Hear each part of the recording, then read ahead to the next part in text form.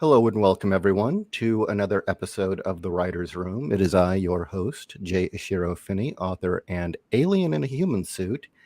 And I'm sorry, but our co-host isn't with us tonight. She had a very long day at work, so Kat won't be joining us. But our guest tonight is Angela R. Watts. And she writes, I guess what you'd call, modern military political fiction thrillers and... what would be urban fantasy or straight fantasy? Dark fantasy, like dark epic fantasy. Yeah. Which both are very much up our alley. So I guess just to get started, Angela, who is your daddy and what does he do? Yeah, classified. Can't say much on that. Introduce yourself. Tell our audience about you and what you do. I am the best-selling author of the Infidel Books and the Remnant Trilogy. I've got, I think the last time I checked, I had 16 publications in print right now. I write dystopian, thrillers, fantasy, middle grade, poetry. If it's out there, I probably tried to write it. But yeah, I think that roughly wraps it up. I'm also a freelance editor, and I have a lot of animals. So if I'm tired tonight, it's because one of the neighbor's horses had a problem, and I was helping with that. So yeah, that sums me up, I think. Oh, do you do that professionally or? No, but you couldn't tell. People around here need help. We're pretty much the ones to call. So yeah. All right. Well, I guess before we really dive into your main books, I had another question for you. How does one find God in anime? Oh, the emotional. Yes. Okay, well, I actually love anime and manga and stuff like that. I would consider it any other format of entertainment. You have some bad apples in there, but you also have some really good ones that kind of portray biblical principles and themes. And it's fun trying to find those, amidst the not so great ones. But some of the best shows and books that I've read and stuff were anime and manga, and they really, really inspire me to actually move closer to Christ. So yeah, it's just any other form of entertainment. I think that if you look hard enough, you can find the light in it. Now, for the audience, you may not know, the first book listed on her Amazon page is, I guess it's an anthology called Finding God in Anime, Devotionals for Otakus. And did you submit to this or did you actually create this? I submitted this. I submitted two to that one. It's run. I don't know the right word for that. Again, I apologize. I'm kind of tired. Laura and Jane, I believe. So they actually have volume 2 coming out this year as well, and I've got a piece in that volume too. They're pretty interesting, the devotionals. I've read a few of them that are in the anthology, so they kind of make you think. But it's very interesting to try to make a devotional off like a TV show or something. Okay, yeah. So what is the content like? Do you actually talk about an anime and then how it relates, or did you just... Similar to that. So for me, like one, I think I did a piece on Attack on Titan, and I kind of talked about like courage or something like that, like how the theme, like what the theme meant to me, based off the show and stuff like that. But I think everyone did kind of a different approach to that kind of concepts. But mine was usually like if I had a theme in a show, I wrote about that theme. Oh, very cool. All right. Well, let's get to your, I guess, better known of the two series, and that is the Infidel books. There's 4 of them and 2 short stories. Am I correct? Yeah. So book 1 through 4, then there's a prequel novella, and then there's 2 short stories. I think that's right. Yeah. So how would you describe this? I mean, up front, it is a topic that's being talked a lot about now. So, when I first wrote it, I was marketing as post-apocalyptic thrillers. And I still market it like that way, but yeah, it's a little bit more realistic, I think, right now. It hits a little closer to home, but I still would categorize it as like a thriller, as a dystopian, but darker. So if you read, science fiction, a little bit more modernized. But basically just follows gangsters, soldiers, and civilians as they kind of battle the Second Civil War that kind of is what I see the States right now heading towards.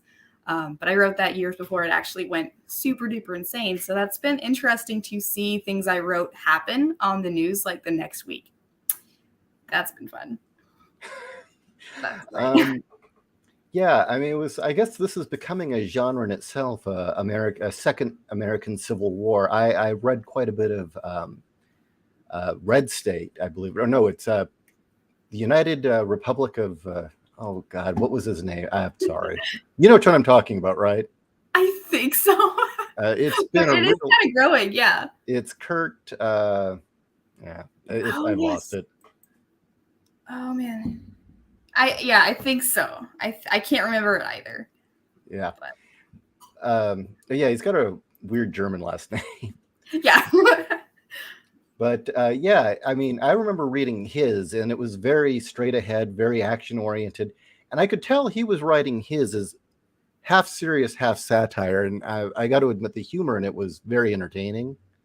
Is it Kurt Scheitzler, I believe?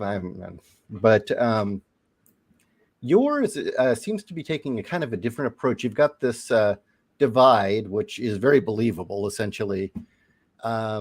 Riots, fires, looting. Yeah, lots of chaos. And this was before any of that was happening? Yes. That's disturbing. It was very disturbing. At one point, I think I was working on book 3, and what I was writing was literally happening. And I looked at my mom and was like, okay, maybe I should stop. Like, maybe I should not do this right now. You weren't taking notes? I might have, like, one day I wrote down what happened. I was like, yeah, we'll use this for something, maybe. But the angle you're taking is, well, typically what you get is these scenarios where somebody gets elected, it turns into a conflict, usually of a socialist government versus red states.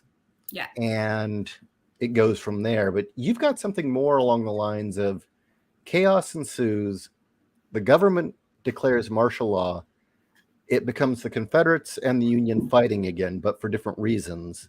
Yes. But you've also got this, you keep referring to him as a gangster, but you've got this, is he a senator or a governor? I can't, who is a kind of a George. Warlord.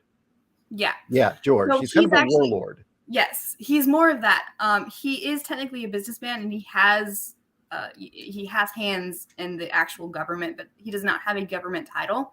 So that gives him a little bit more room to actually do the illegal things that he wants to. So since you started this before everything went insane, when did you first start writing it? I think I started book 1 in 2015 or 2016. And then it didn't get published till I think I published book 1 in 2018.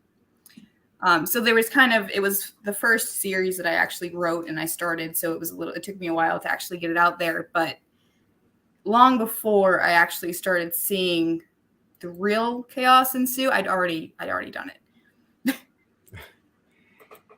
And well, the other, why? I was getting really tired of what books were out there. Oh, is it that simple?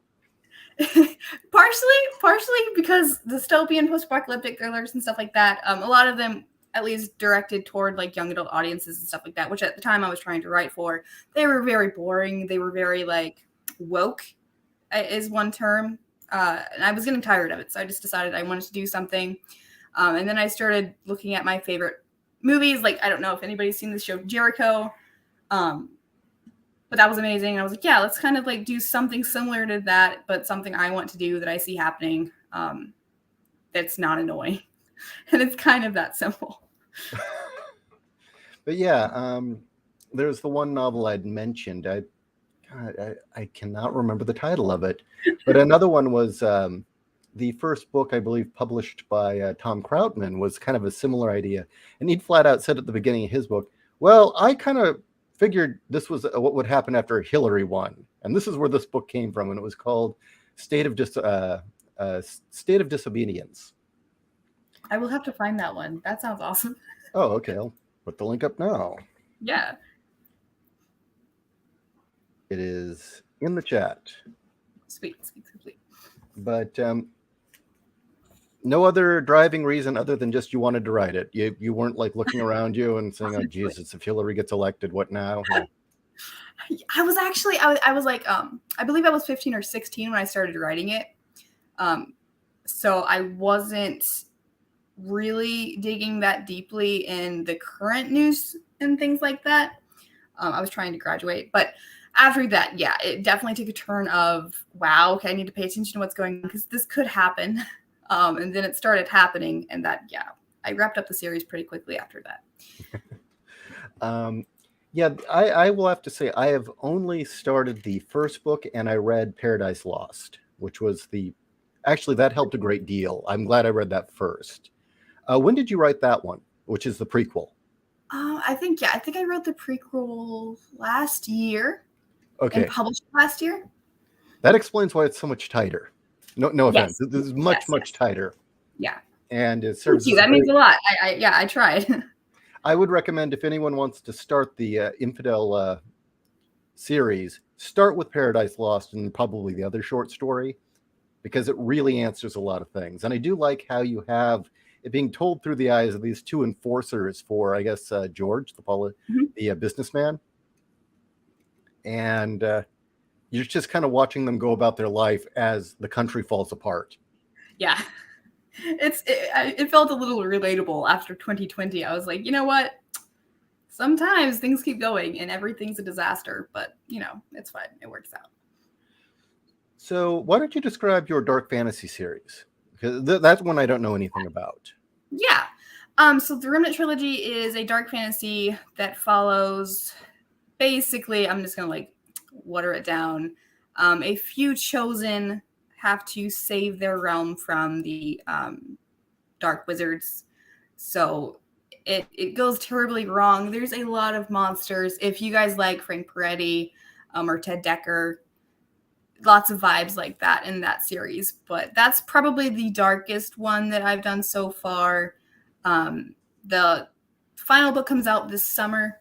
So very, very excited for that. But yeah, basically just dark fantasy, lots of monsters, lots of demons and themes that nobody likes to tackle, but I was kind of excited to try. So yeah, I'm pretty excited about that one. So Golgotha is the first of the Remnant trilogy? First one, yeah. And book 2 is released, I think book 2 released last year, the end of last year, and then book 3 releases summer this year. So if you were to give an elevator pitch for the Remnant trilogy, what would it be? I'm trying to remember what it was that I'd written down. It's been one of those days. I believe it was like the 4 ragtag chosen must band together despite their differences to save the realm from the darkness. That's like the simplest that I think I got for that one. And what would you most compare it to? I think if Ted Dekker did a dark fantasy alongside Frank Peretti's monsters and demons and themes. And what's happening next? What are you going to be doing next? So I'm wrapping up the Remnant trilogy this year, and then I've got another fantasy that I'm currently pitching, but I'll probably self-publish that one this year. I signed a middle grade to a publisher, which releases next year. And I'm currently in between projects. I finished 3 main projects this month, so I'm trying to decide what to do next. The Infidel Books, technically, I have a duology planned that kind of picks up where that left off. So I'm messing around with that and outlining that. So probably either the Infidel Books continues or something completely different. We shall see. You know what? Actually, I want to go back a step to your Civil War book. Yeah. I recall when I started reading the first one, I didn't get to it yet, but there was lots of mention of supernatural elements taking place over battlefields. Is that? I'm trying to remember. Book 1. The Divine Nation? Yeah. I remember there being some mention of Yeah, I think that it kind of carries over into, especially like the final book, but I wouldn't market it as supernatural fiction. It's more of like, I think it was a cop. I talked to a chief of police one time. He was like kind of talking about what it felt like to be in those situations and how almost supernatural it felt. So more along that line of just trying to portray what people feel in really dark scenarios.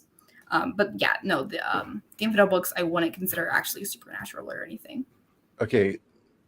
Well, then this will explain my confusion, because there was the mention of people describing kind of a dark presence over the battlefields. Yeah. And then later there's this talk about how essentially the masterminds of the New World Order, President Cade and George is talking about how each person at the table is obviously sacrificing to gods. Yeah. Was that supposed to be taken literally, or? That part, yes. So yeah, the battlefield was the conversation with the officer, and then that part was more along the lines of, and I'm not sure how much I can, talk about, but that was a little bit more along the lines of deep state and what the government might be up to that some people have dug into a little bit in reality. So I just wanted to touch on that a little bit, just to hint at that. Oh, none of that's off limits. I've done shows where people have asked me about the Bohemian Grove and Moloch, and there was a whole thing where I had to explain that Moloch isn't an owl. And oh gosh. Well, I mean, okay, at least they know now. So yeah, I got in. So no, this audience is used to that. Okay, so that was just kind of a reference to the fact that very wealthy people do very strange things. Yes, that was more of an Easter egg, so that's never really dug into in that series because of the plot for that one. But the next duology that I'm outlining right now, it's going to take a lot of the little foreshadowing bits in that series and kind of wrap those up a little bit. So just another question. Is President Cade supposed to be Mitt Romney? I guess he can be whoever you want him to be, because I didn't want to be mean and, just make it really obvious who he was. But yeah. Some people are like, you can decide. So, okay, well, let's see. What would be another question? What do your parents think of your writing? My parents have always been very, very supportive. I've technically been writing since I was like 5. And they didn't really, know if I'd do anything at first. And then I started finishing projects, and then they, wow, she's actually doing something. I think for the most part, they're very proud of me. I think sometimes I get a little too dark and they have to try to, tell me to knock it down a few notches. But overall, they're very supportive, and I'm very grateful for that. Well, what do they think's too dark? I mean, it is dark fantasy, and the dark fantasy. Yes, the dark fantasy actually settled pretty well, because I started Golgotha. Again, I was like 17, 18 when I wrote that one. And they weren't sure, right? Like, I grew up reading Frank Peretti, so and obviously like the Bible and stuff. So I knew about demons. I knew about that kind of stuff. But I've never, I don't read a lot of it. There's not a lot of that out there. So when I started that one, they were a little unsure. Like, they didn't want me looking into the wrong places to find answers to some of my questions. But then they kind of like figured out, okay, she's kind of doing this from a more like biblical perspective of, like the darkness is obviously wrong kind of thing. But surprisingly, no, the Infidel books, my mom has put that series down multiple times because I don't really shy away from a few hard topics like human trafficking and obviously like war and death and stuff like that. And she can't get through them sometimes. But the next one, I had an idea too, and I told my dad about it. He's like, "That is really dark. You probably shouldn't do that right now." So I don't know. I don't know. I mean, I would actually say if that's where your muse is taking you. I mean, I've written some. I try not to, but I've written some dark things, and often I will think I'm not being too dark. And are you kidding me? This has cannibalism. Yes. Okay. I was playing some horror game with my brother the other night, and he's like, something happened, and I was like, okay, he's gonna eat the kid, and my brother's like, why would your mind immediately go there? I'm like, yours didn't? Like, what did you think was gonna happen? I was right. I mean, it ate the kid, but yeah, I wrote that because then he was like, wow, like, would you actually write something like that? And I was like, I have. What are you talking about? Well, I mean, the prequel, Paradise Lost. I mean, you're following two hitmen, and they're killing people cold-blooded murder right and left, and they're evil. Yep. I mean, okay, the street kid you're not so sure about. I mean, he seems to be a bit conflicted. Yeah, that's probably, and again, that's like one of the things that some of my readers aren't really sure about. With the Infidel books, there's a lot of morally gray areas. Sometimes people look really bad and they turn out to be the best person to have in your foxhole, and other people, you think you can trust them and you cannot trust them. And it seems like that with the Infidel books that I really enjoy doing. But they are a little dark. I mean, most people, it seems like they don't want to read about stuff that's going to make them uncomfortable, but whatever.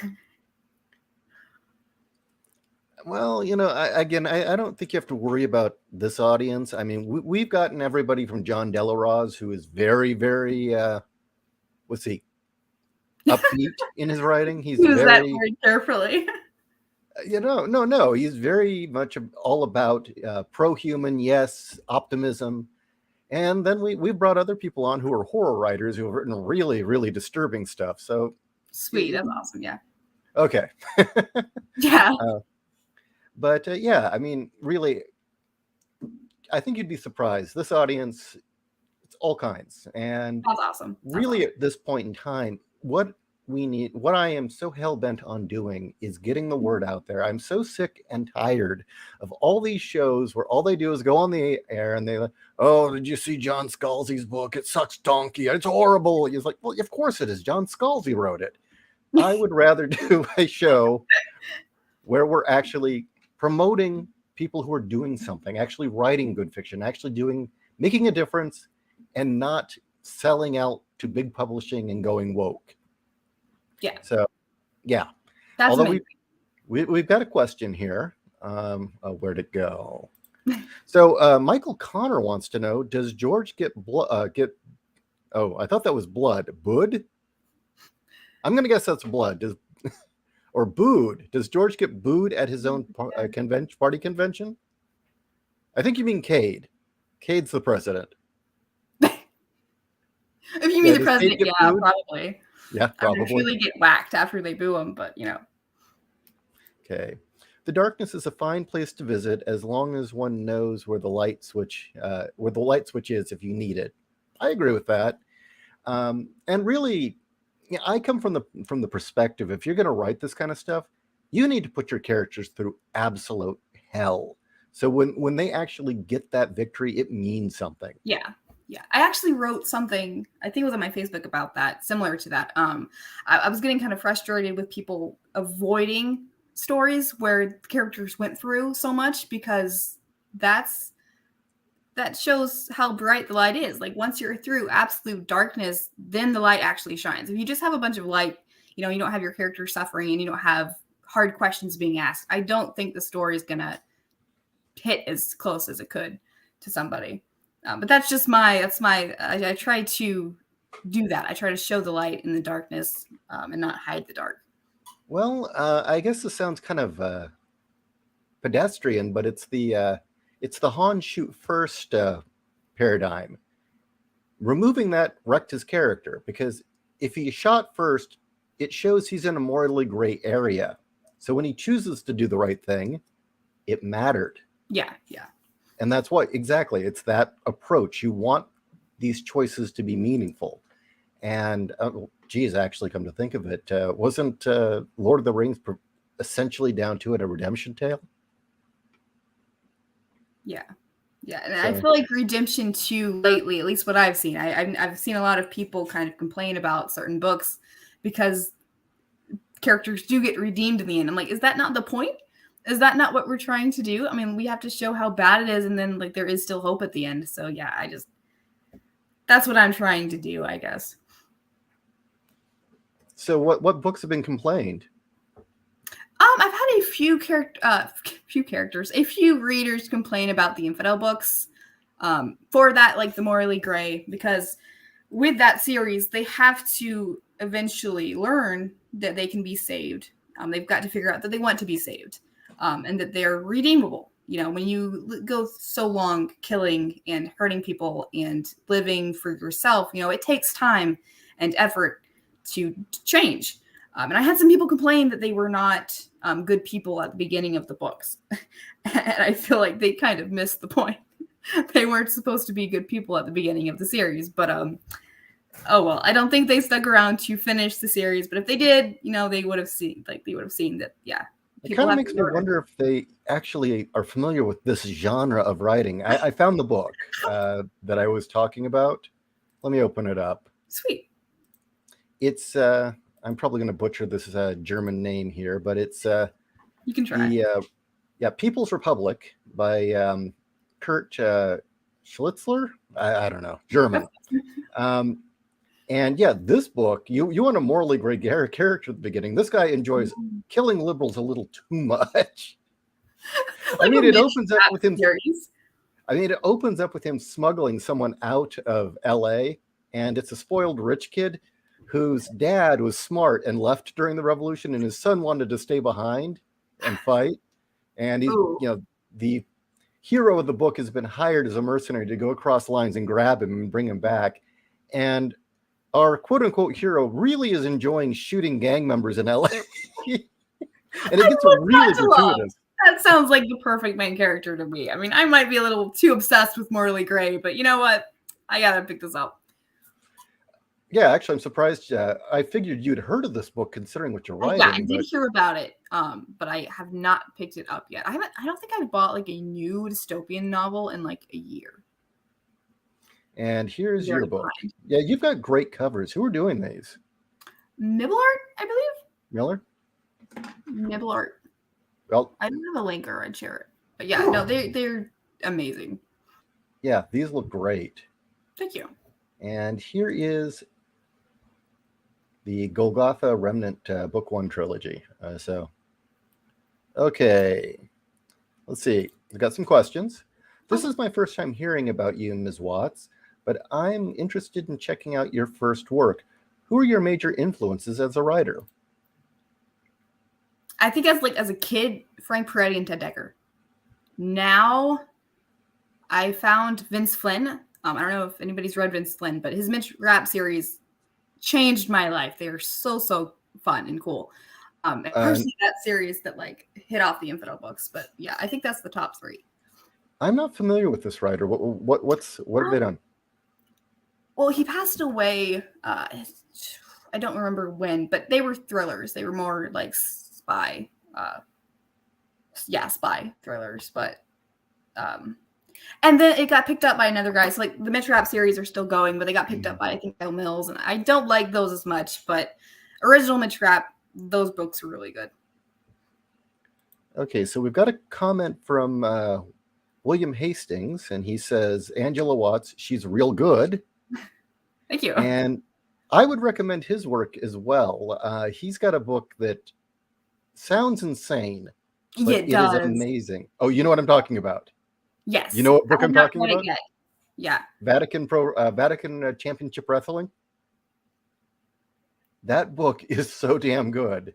He actually makes an exorcist story with wrestling work, and it's humorous, but still, it's a legit story. That's fun. Yeah, it's great. I missed the satire part of it. And I think he's the first person to ever explain exorcism in a way that actually made sense. I have to. Have I heard that explained?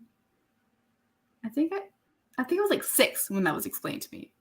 Well, so I'm looking forward to the new explanation that he has. Well, I'd never understood why it is that a priest comes into a room, waves stuff around, and yells a little bit, Yeah, and the demon has to say its name, and then the demon has to leave.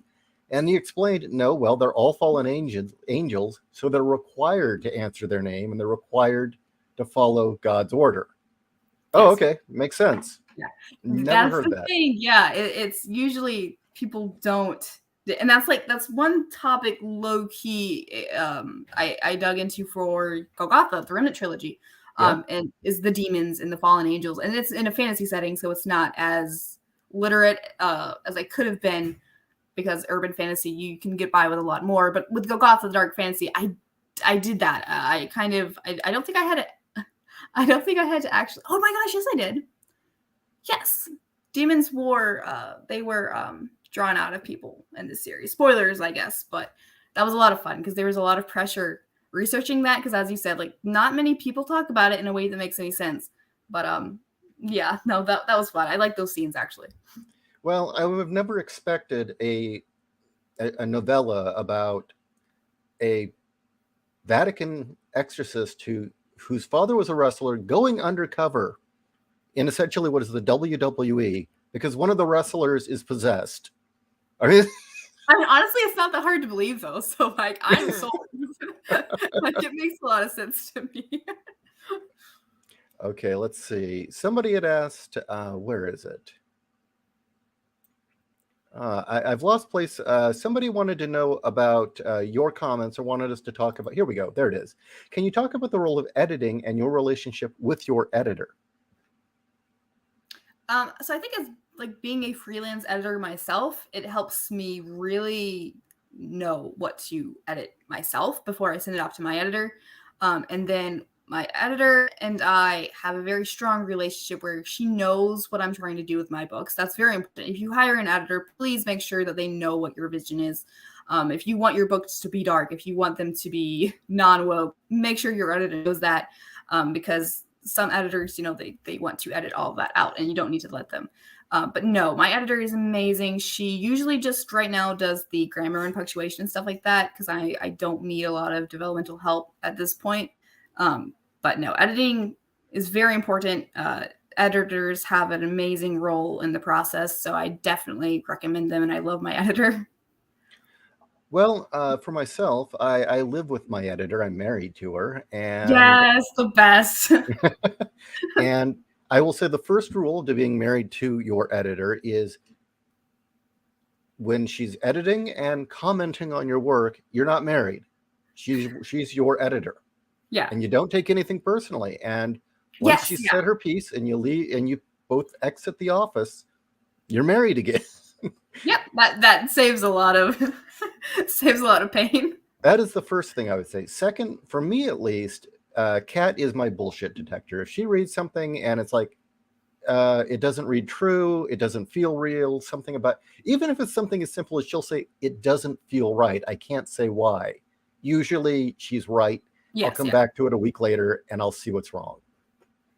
And Yeah. right now, it's driving me nuts, but I have to give her credit. The book I'm writing right now would be done, but she went through and said, no, you've got to write these sections or else you won't be giving them a full book. It's not complete if you don't finish these, if you don't expand these. So that's my take on having an editor. Yeah. You don't want an editor to you don't want it to you don't want them to tear your book apart and make it into something that you never wanted it to be. But if your editor isn't actually pointing anything out, then you probably need to find someone else, because there's always room for improvement. I've done some editing myself, although I don't know. I don't know if I think the difficulty I keep having when I'm hired to edit is I keep finding myself just wanting to say, no, here, let me rewrite it for you. This is how it should be. That's another thing. You don't really want that. I had an editor do that. It was actually, ironically, I think, for the Mercenaries Deception, book 3 in the Infidel Books, I'd hired somebody new. She basically told me that I needed to make all of the characters Christians up front. I needed to eliminate the human trafficking and the rape scenes and the what was the other thing? The violence. I needed to tone it all down. I was like, this is a post-apocalyptic thriller. Like, do you read this? Like, yeah. So definitely make sure your editor knows what they're actually editing. I did notice in the comments that I think it was your second book for. Let me go back. Was it? Let's see. Yeah, this one. I believe it was the reviews for Mercenaries Deception. Somebody was saying, well, I hear she's a Christian, but there's a lot of swearing in this book, and some of the scenes make me wonder, is she really a... Yeah. And the funny part with the swearing is, like, it was all still technically PG-13, because that's the thing. I went into this thinking, okay, we'll do it as YA. And I read YA. I know what the standard is, and it was all below the standard. It was all perfectly fine, and I still got screamed at. So, okay. Well, just because I don't know. I think probably the thing which the editor that was trying to look, everyone's got to be a Christian up front. You can't have any of this. Yeah. I think essentially this is what was wrong with Christian rock. This is what no one wanted to listen to. Yes, for real though. Like, oh my gosh, I actually posted something about Five Finger Death Punch the other day, and I was told that I needed to rethink listening to them. I was like, please stop. Well, like there's the band. I'm not sure if you're familiar with it. The band In This Moment. The woman in there is very openly a Christian, but she gets a lot of shit for the kind of music she writes, her lyrics, her honesty. Yeah, that sounds like Skillet. I think they've got hate for touring with non-Christians. I could be wrong, but it's just so funny to me. Like, yeah, man. So, okay, let's see. Let's find another comment here. Oh, okay. Well, so far, Hastings says that Golgotha is his favorite cover of yours. I didn't realize you were such a fan, William. You want to come on? I mean, here, let me send you an invite, William. He used to be a regular host with us on this show, but then he got busy writing. How dare he? Yeah, kind of a problem you want to have. It usually, the way this show works is we go back and forth, where we'll do every other week we'll do either a show topic, and then the next week I'll bring on a writer to interview. And yeah, anytime you want to come on and promote stuff or just chat on a topic, actually you could cover one now. We have a listener who wanted to ask about short stories and short story length. Do you have any advice on that? First, you're not going to make everyone happy. I actually had a short story win a competition, and the person who chose it to win that competition later told me that it was still too short, but it won, and she judged it. So, nitpicking aside, your main you want to focus on what does the story need. So yeah, obviously if it's a short story, it's going to be below a certain word count, but you want to make sure that you hit those action beats, that you hit that flow. So you want an intro, you want the climax, and then you want the ending. You have to do that kind of compacted, right? So my top tips is to have a more focused cast. Instead of a bunch of main characters, kind of keep with just one or two maybe. And immersive details are super important for short stories, because you don't have a lot of time to get your point across, and you want the reader to immediately feel like they're in that setting, in that situation. So you want a few of those, but not too many. But yeah, no, just focus on what you're trying to say and how you can say it as quickly as possible while still following a similar structure to an actual novel. If that helps at all. If not, let me know, and I can email someone later. Typically, for my own experience, and now granted, I've never actually, unfortunately, when I started submitting stories, everyone went woke, and my chances of me ever getting published are gone. So in terms of short stories, the only stuff I can talk about is my comic experience. But in terms of doing anthologies myself and editing anthologies and accepting submissions, typically the magic number is 5,000. Everybody wants 5,000 words. And when I would do my open calls for the anthologies we'd published, the rule was 5,000. We won't pay anything after 5,000, but if you want to write more, go ahead. Yeah. So that's typically the way most of the ones I've seen lately, and again, most of them are woke, so I don't actually click into that many anymore. I've also noticed like the shorter ends, so it's like 2 to 5K or 2 to 10K, but not many of the smaller ones are really accepted. I accepted a few for my anthology just because this one was like really cool, but honestly, most of them were like 4K to 7K. But again, that's kind of what it takes when you tell a story, especially if it's like a fantasy or a thriller or something. It's kind of hard to knock that down to like 1,000. Yeah. As far as 5,000 word stories, just from personal experience, I've only managed to do one. Every time I've sat down to do short stories, even for my own anthology, one I started and I think it ended at around 15,000 words. And the second time I tried to write a short story, it turned into a novella.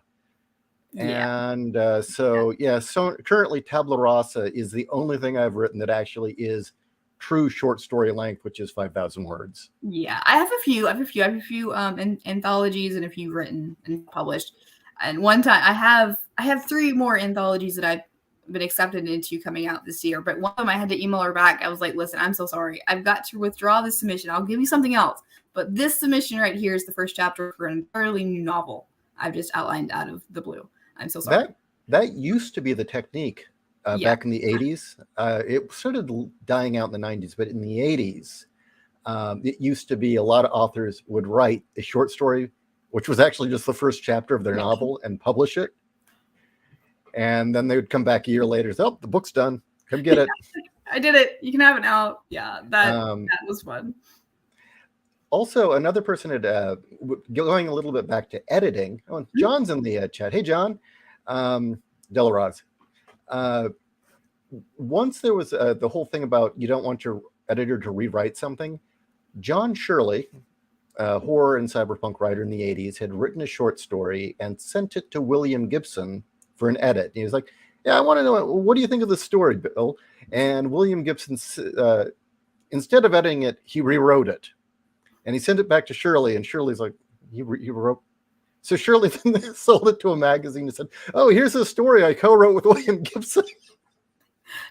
You see the chance, okay? Take it. Just take your chance. Yeah, it worked. Yeah, yeah. I couldn't imagine actually co-writing something because that would probably happen and I get really frustrated. Yeah, I don't know how it would be done either. I mean, usually the few times that I've actually co-written something with somebody, I've ended up rewriting it and say, okay, we're writing this together. Yeah. And what it was for my graphic novel, Titanium Rain, I wanted to promote a lot of new people. So in the end of the book, I had some people either give their own comics or short stories in universe. And one guy had sent me a story. It's like, I kept trying to work with him and finally just rewrote it and said, yeah, we wrote it together here. I mean, yeah. I have seen that. That seems really cool. I don't think I've ever submitted anything for somebody else's universe, but that seems really fun. Interestingly, that technique used to be really common. But okay, do we have any more questions? By the way, William Hastings, I sent you a link if you want to join us since you're familiar with their work. Okay. Nope. They seem to all be talking about how they like you and they're hanging out with John. Okay, well, here. I'll throw you a curveball. Everything I've seen, I know you have female characters. It seems like you write a lot from a male perspective. Is that just by chance, or? Honestly, I think it's more male main characters at this point. I try to keep it a little bit more balanced. It just comes a little bit more naturally for me, especially with the darker genres. I feel like I'm able to more express the emotion I'm trying to convey and keep it very action-packed. And I just, with the wokeness, I am so tired of female main characters because usually they are like badass and that's it. No personality, no nothing. It's just I can kick ass. I'm like, I don't want this anymore. Like, I don't want it. So usually when I have the female main characters, I try not to make them actually people. But no, men, like, that's just easier for me to kind of get inside their minds and write the story that I'm trying to do from a male perspective. Yeah. It's a real shame Kat isn't here right now because you just brought up something that is an axe that she really likes to grind, which is that we've gotten to the point now, and we've talked about this before in other episodes, that unfortunately you see a female on the cover, you're like, oh, I know what this is, skip. Yeah. And I don't want that. You know, I want to create books that kind of go against that. But it's very difficult to sell those, to be honest. Yeah, I mean, it's a real shame. I mean, it's like the genre opened up, all these women came in, and We it kind of seems like, ruined it. yeah, well, I feel bad for people like you where you're in it for all the right reasons. You're really writing this stuff. You're not doing thinly veiled romances called fantasy. I mean, you're actually writing this stuff, and yet because you're a female, now you've got that baggage to carry with, Yeah. oh, great, all these other women writing fantasy are idiots. Yeah. I mean, like, that's, it's especially lately because I've been trying to, you know, reach out and kind of read more and get into the community. And it's like their biggest marketing tool is the fact that they're a female, and that's somehow going to sell their book. And, you know, oh, maybe there's romance in it, so you should buy it now. And that's not what I want for, unless it's a romance and I'm marketing it as a romance, that's fine. But if it's something else and I have deeper themes and harder topics to tackle, I don't want the baggage that I'm facing now. But yeah, it's a challenge, and I'm excited to rise up to it. It's just very frustrating that that's what we've come to. Okay, Humble Marty asks, is it okay to do female villains? I mean, female antagonists that are absolute monsters. Well, Marty, it's okay to do any kind of character. The problem is right now is that if there's a female protagonist, unfortunately, the market's been so saturated with these Rey type characters from Star Wars, or even worse, Captain Marvel.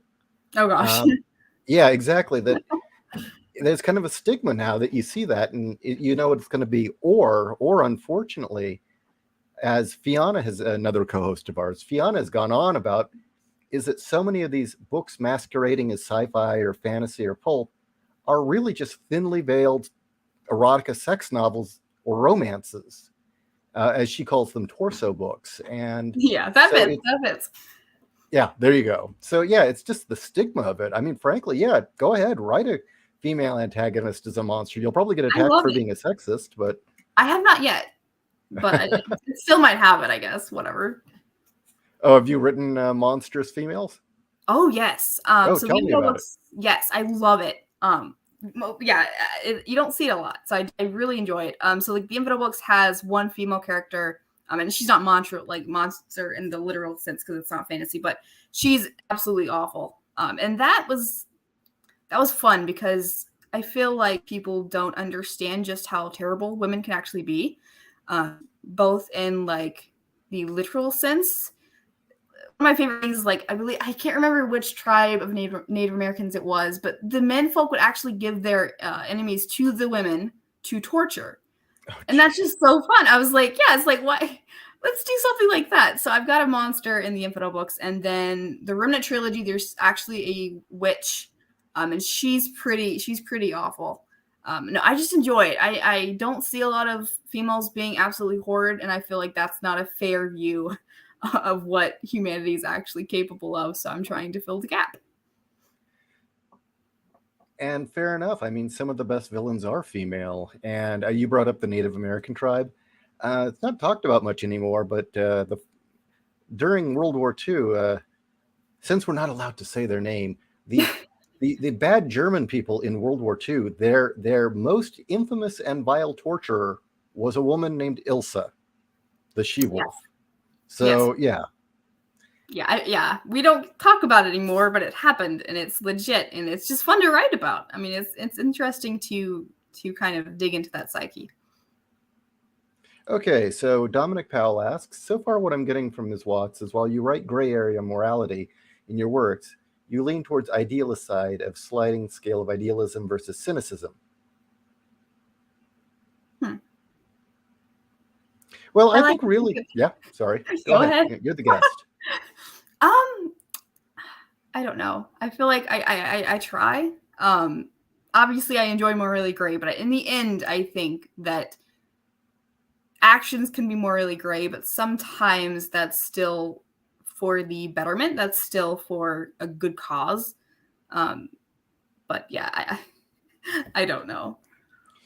Well, I think we've gotten a very skewed perception, thanks, unfortunately, due to postmodernism and all this moral relativism, that it's very hard now to actually. I guess people have forgotten how to write moral characters, and what a lot of people have forgotten is moral characters don't exist in a black and white world. The moral character, what you want to do, especially like for noir, which is something I've written a bit of, you immerse them in a world full of moral gray areas, and your hero is the one that comes out of it with Yes, that yeah. moral standing. He's the one that points out and says, no, this is what I'm going to do what's right, even if it's going to screw me up. This is the right thing to do. Yes, yeah. So you need to go through that crucible if you're going to actually test morals and values and principles. Yeah. Well, plus also black and white. I mean, I'm a very black and white person, but it's only been since I've started writing these situations and these dark realities where I'm like, okay, sometimes things look very morally gray. Sometimes they look very gray. And sometimes we make choices that might not seem black and white. But when you get down to it, there's right and there's wrong, depending on what the situation is. And it's just fun to dig into. It's fun to look at a situation and think, this is really bad, but is it right? Is it wrong? Sometimes, it's neither, but I think usually it is. And it's just interesting to put characters in these situations where they're not sure if it is or it isn't. But eventually they have to make that choice and then look back and decide if it isn't. But it's a lot of fun. It's one of those themes that is a little hard to do correctly. Because I don't want, people to think, well, nothing matters and you can just do whatever you want. But I'm tired of stories where like the good guy always makes the right choice, never screws up, never doubts himself. So yeah. Well, that goes back to me saying you really just got to put them through absolute hell. So when that victory comes, it means more. Yes. Yeah.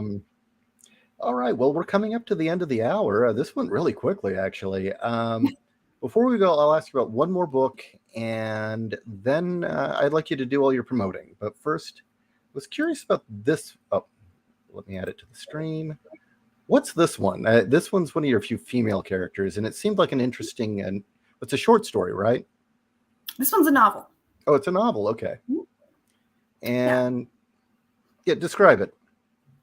So this one actually is my debut novel. I wrote this when I was like 15. So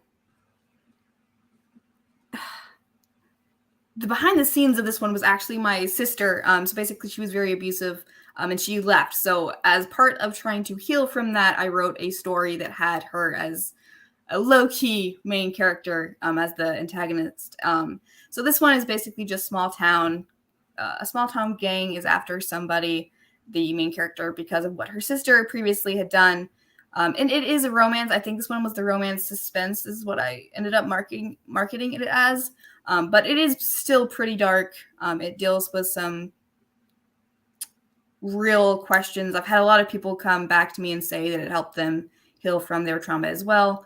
So a little lesser known, but I'm very proud of it for what it is. Okay, cool. So why don't you, I guess, tell people where they can find you, where they can buy your books, other than Amazon, of course, and whatever you want to promote. Okay. So Remnant Trilogy Book 3 comes out this summer. That's the final book in that trilogy. I'm very excited for that. That cover actually, I think, reveals May 10th. And I like that. I like the final cover more than actually the first two. So I'm super excited for that release. I may have another post-apocalyptic thriller duology release this year or next year. We'll see. I've got to get all those Easter eggs together. But and I also the fantasy romance might release this year. It depends. I've got a middle grade book releasing next year. But right now it's just kind of deciding what to do next. So I've got a few more releases this year, especially the anthologies. So the Finding God in Anime Devotional Volume 2 comes out this year. I've got a piece in that one. And I also have a piece accepted in an anime-inspired anthology. So that one's fiction, but all the authors picked an anime or whatever, and then they wrote a story inspired. So it's not fan fiction. It's not plagiarism. It's just a similar genre or vibe. And I'm excited for that one. That one, I think I have a science fiction like mafia short stories. So that one should come out this year too. And I think that's it. I think that's all I've got coming out this year so far. Very cool. And the links for everything, including her website, are in the description. So just once the show's over, give them a look.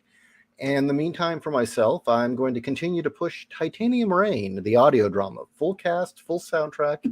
One of the things I am most proud of. And it's only $7. So check it out if you've got Audible. And as always, you can find my graphic novels and novellas on Amazon.com. So, Angela, thank you very, very much for joining us. Thank you so much for having me. If you ever want to just come on for one of our topic shows and just discuss things, because like your advice for the short stories was great. Awesome. Would you like to do that? Yeah, anytime. I apologize for the delay last time. This month, no problem. Last month has been insane, but this is lots of fun. I think everybody it's tax time. Everybody's busy. Everyone's kind of huddled up at home trying to fix the next day. All right. Well, thank you for joining us, everyone, and take care. Oh, and by the way, I'm on Twitter again. Ishiro. Did you fall into it? Well, I got kicked off. I got kicked off for some unexplained reason. So I figured, for the time being, I'll go back. I don't know if I'll stay, but I kind of like not having it. Yeah. Honestly, I'm on like every social media site there is, and it's exhausting, but Elon, you got to get into the drama. Yeah. All right. Good night, everyone. Oh, Wolf wants us to thank all the mothers for Mother's Day, or Happy Mother's Day.